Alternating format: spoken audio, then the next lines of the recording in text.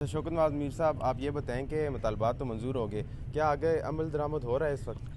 जी अल्हम्दुलिल्लाह। देखें, कल एक जनरल नोटिफिकेशन जिसमें जारी हुए थे आटे का। मैं बताऊंगा कि आटे का आज जो है स्पेसिफिक सेक्रेटेड खुराक से अमल दरामद का नोटिफिकेशन जारी हो गया।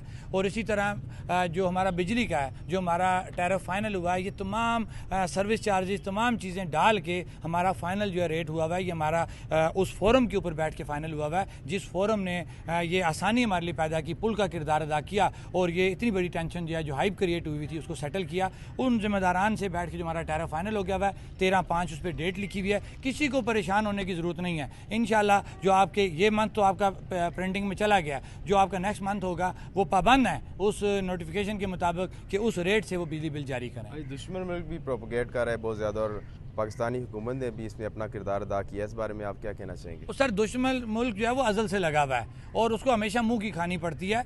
हमारे अंदरूनी मामलात हैं कि लगे रहते हैं। रियासत एक माँ होती है, माँ से बच्चा झगड़ता है, रोता है। माँ कभी भी अपने बच्चे को जो है वो बाहर नहीं फेंकेगी, उसको मारेगी नहीं। तो ऊंच नीच लगी रहती है। हमारे घर का मसला है तो इंडिया को अपने काम से काम रखना चाहिए। वो अपने उन रियासतों को देखे जहाँ पे कत्ले आम, भूख, अफलास मौजूद है, वो हमारे मामलात को छोड़ दे।